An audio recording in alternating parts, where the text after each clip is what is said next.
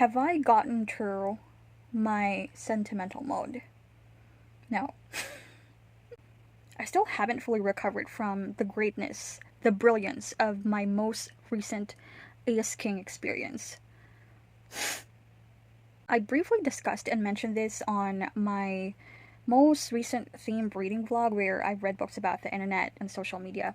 I've talked about how I've taken a look at my reading year so far and how 2023 has been a stellar reading year so far.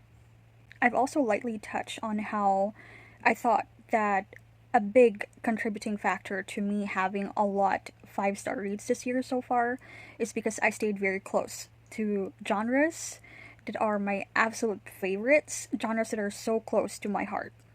But of course, there comes a point, right, where we really need to branch out, explore, diversify, and grow. So, of course, I've also reviewed what genres I need to still give attention to. It's so funny. It's so funny because it made me circle back to how much this is closely connected to my reading experience in 2022. Because guess what genre I kind of distanced myself from this year? Even funnier, how the idea for this theme reading vlog is undeniably sort of a response to what I've experienced around the same time last year. The covers are stunning. How could I not be so attracted, right? Yes, I'm giving fantasy a chance again. Dark fantasy to be more specific, because I thought it would be an excellent prelude to the spooky season, since it's here. The Empress of Salt and Fortune by Neville. I remember buying this book because every single reviewer who talked about this book exalted this to high heavens. The glowing reviews of this book, remarkable. This is a novella, so I'm almost positive I can read this in a weekend.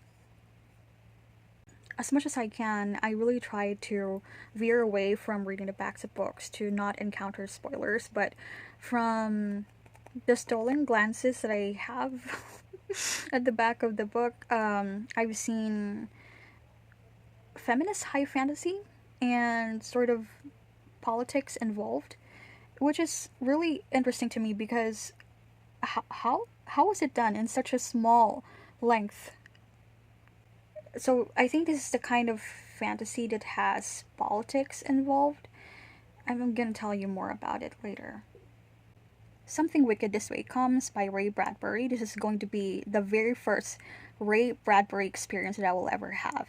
I'm kind of torn because I really want to read Fahrenheit 451 first, but I don't know, something tells me that I could pick this up first. From what I know, this is coming of age and has elements of horror, so I know this is really going to be dark fantasy with magical realism, I think. Excited. I'm gonna be lying if I won't admit or confess to the fact that this is really me trying my hardest to have a sort of kind of a redemption arc with the fantasy genre. Dark fantasy. Let's go.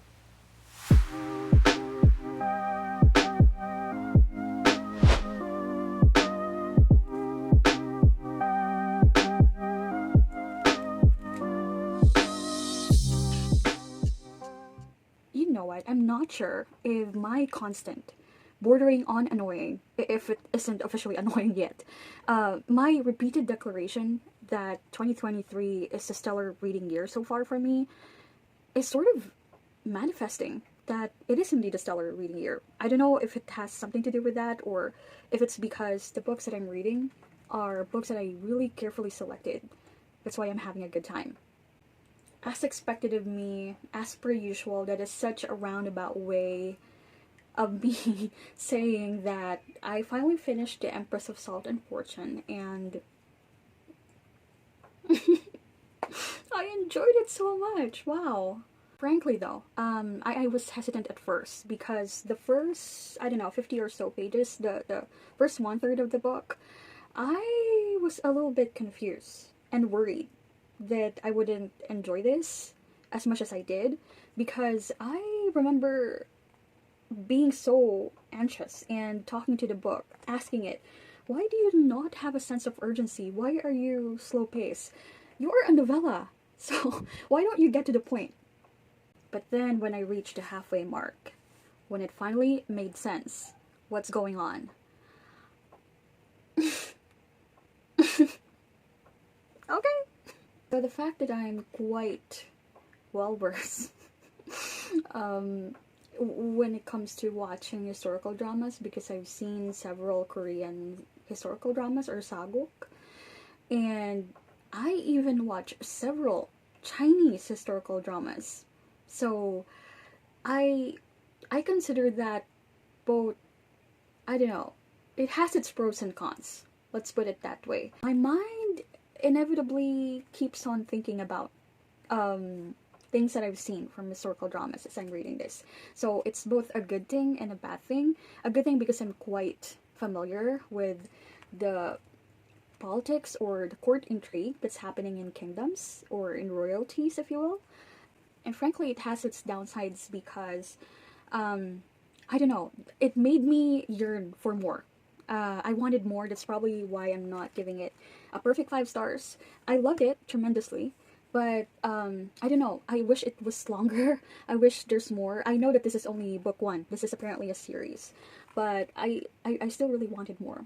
It's still a good thing because I'm so compelled. I'm so invested. This kind of storytelling is so character driven that you would feel so enamored by the personalities of the characters here. You know what? You would definitely root for them so hard that when things finally happen, you feel it with them. Their downs, their triumphs, you you would feel it with them. That's how good the storytelling is. The chapters leading all the way until the ending of this book, spectacular. I'm wow, wow. Nevo is such a fantastic writer. Wow. This is truly my fantasy redemption arc. Oh my.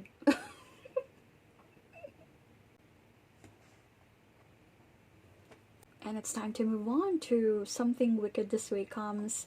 This is such an ominous title, isn't it? Something Wicked This Way Comes. I hope I will still enjoy this one.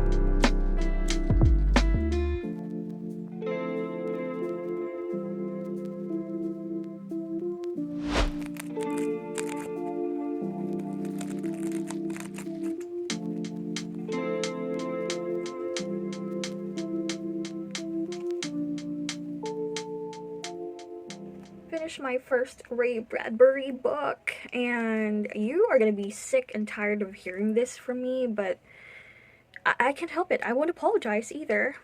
Redemption! Redemption for this reading vlog.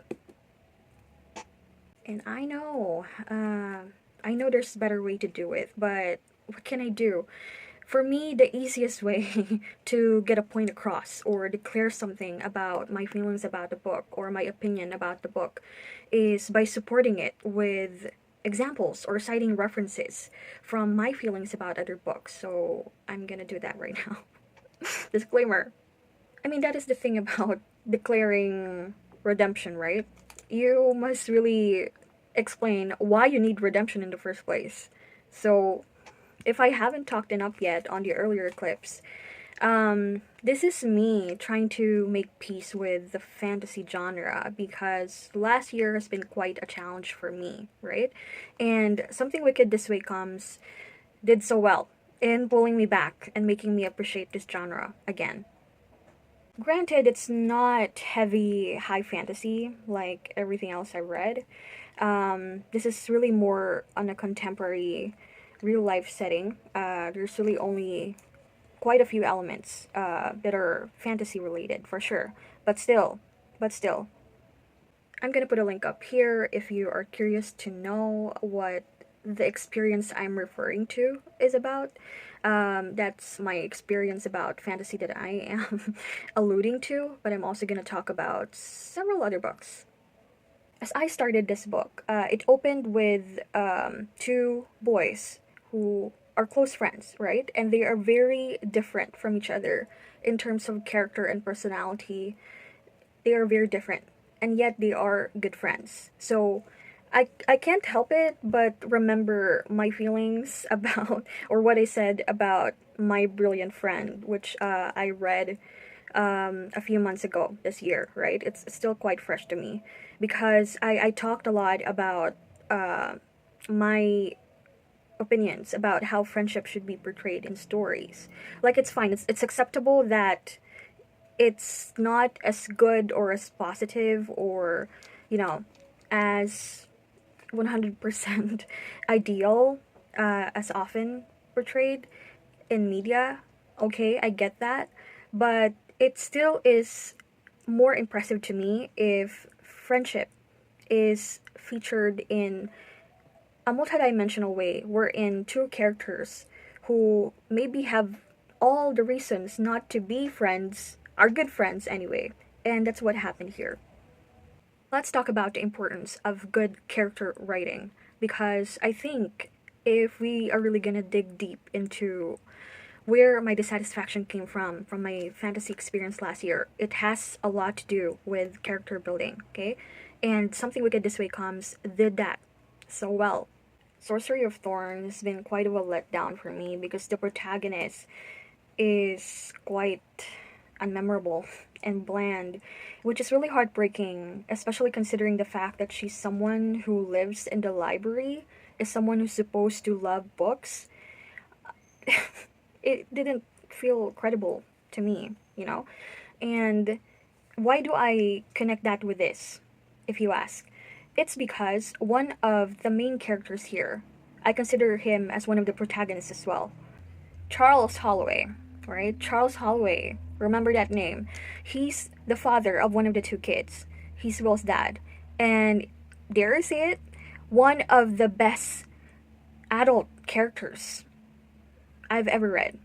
And you know what? What I'm realizing having read this book is how critical, how important having a good grown up character can contribute to a coming of age story, which is also what I am craving for in the Glass Down game. Because in the Glass Down game, it's a story about four kids, and there's no representation of a good adult there. So, you know, it made things quite problematic and hard to understand. And I just really am glad that there's a proper representation of a good, responsible adult here. And I'm even so in love with the fact that he's the one who is so in love with storytelling, with libraries, with books. his parts here are my favorite. I'm so enchanted. Oh, I didn't mention this on the introduction because I really don't want to hinge my expectations on Stephen King's blurb. I trust Stephen King. I love Stephen King. But I just don't really want to get my hopes up too high. That's how traumatized I am with this genre. But nevertheless, he says, darkly poetic, probably Bradbury's best work. And you know what? I agree so hard. Poetic is indeed the way to describe it. The writing is stunning because it really felt like Ray Bradbury is a poet who is into storytelling. And I've always loved that about literary fiction, when poets tell a story. I mean, come on. On Art We're Briefly Gorgeous has me on a chokehold till now. And The Poet X, oh my goodness. Both of these books still can make me cry, no matter what. There are truly so many parts here where Ray Bradbury is just really unapologetically flexing his poetic excellence, and I'm here for it. I'm seated. I'm thriving. Ironically, though, despite me falling in love with Ray Bradbury through this book, I love it. I love it so much. I enjoyed it. I am still not giving it a perfect 5 stars. I'm giving this 4.75, and I'm hopeful that one day, someday, I might sit down to reread this, and maybe in that place and time, I'm already a better reader than I am now, because I might still give this 5 stars, because the reason why I'm holding back right now is because I felt like the parts in the middle where the thing about the carnival happened kind of, drag a little bit for me. It's kind of long-winded and confusing. So I'm probably just not a confrontation kind of girl. Don't get me wrong. I love the tension-filled parts wherein Charles Holloway really stepped up. I love that. I love that. It's just that the parts before it, where there's a lot of back and forth, kind of felt. I just wish that it had been more brief and concise. You get what I mean? So, interestingly, um, the two books on this reading vlog are sort of opposite and parallel at the same time, because this, I'm not giving a perfect 5 stars because it's so short and I wanted more from this. And this one is something that I felt could have been told in a shorter way. So, nevertheless, I'm so happy with how this turned out. Oh my goodness, I'm so happy. These two fantasy books. Ray Bradbury is really the kind of writer who is so passionate, so in love with the art of storytelling, loves books, loves writers, and I adore that so much. I can't wait for my Fahrenheit 451 experience. That's gonna be a grand time. Oh. And that's the lesson for me, lesson for the day for me. It truly is high fantasy, dark fantasy, grown up fantasy for me. That's what works for me. Redemption successfully acquired. How's your spooky season going on so far? I hope you're well. Thank you so much for watching this. See you on my next reading vlog.